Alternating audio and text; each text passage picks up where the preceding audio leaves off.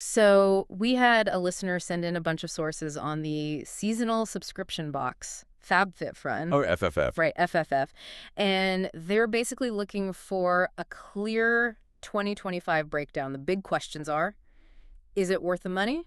And, is it actually a legitimate service? And we've dug in. We're really looking at this for you through two main lenses. First, what the company is promising, their marketing claims. And second, And second, what subscribers are actually experiencing right now in the current landscape. okay, so good news up top.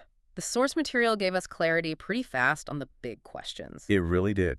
Especially that first one about legitimacy. We can clear that up right away. Let's do it. FabFitFun is absolutely a legitimate business. It's not a scam. Okay. I mean, it's an established company, been around for years. Their website is professional. The subscription details are all there. They're transparent. What about customer support? That's always a big tell. It's functional. The one thing we did see over and over is that during those peak sign-up windows, you know, right before a new season's box ships, Yeah. response times can get a little slow, Yeah. but it's there. So the foundation is solid. That immediately rules out the whole scam concern, which is huge. Exactly.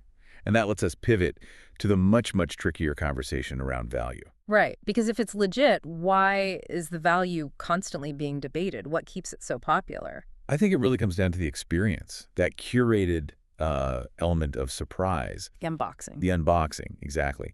Each box has this mix of beauty, wellness, fashion, home goods, and most of it is full-size products, not just little samples. And that feeling of discovery, of finding a new brand, that's the real hook. That's the hook.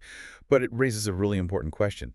Is that fun factor enough to justify the price tag? Yeah, that's where it gets interesting for me. I mean, if you get a box with a supposed $200 retail value that you paid, what, $55 for? Around that, yes. But you only end up using one or two of the items, then your personal value just, plummets. It absolutely does. And that brings us to the core finding from our sources. The value is really inconsistent. Inconsistent how? It just varies so much from box to box, and even more so from person to person. This is where you hear that word filler pop up a lot. Ah, the filler items. Yeah. The things you're probably just going to regift. Precisely. And there's another piece to this. One of the reviews we analyzed made a really concrete point about the advertised retail value, the MSRP. Oh, this is the good stuff. What'd they find? They mentioned getting a high-end cleanser listed at $45 in the box. Okay.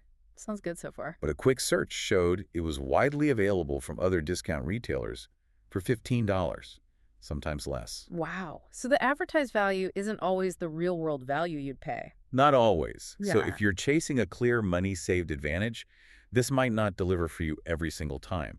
We're just talking about managing expectations here. So the shipping is generally okay. Yeah, the sources say delivery is generally smooth. The timing can just vary based on where you live and what season it is. Okay, so the main takeaway for our listener seems to be the service is real, the products are real. But the value is more experiential than purely monetary. You're paying for someone else to pick things out for you, a surprise. That's a perfect way to put it. It's a curation service. So what does this all mean for you, the person trying to decide? The service is legit, but the decision really hinges on how you see it. Right. Do you see it as an exciting discovery service that happens to come with some nice discounts? Or are you looking at it as a discount service that's supposed to be exciting? The order matters. And here's a final thought for you to chew on. How much do you personally value the surprise of getting an item you didn't even know you wanted?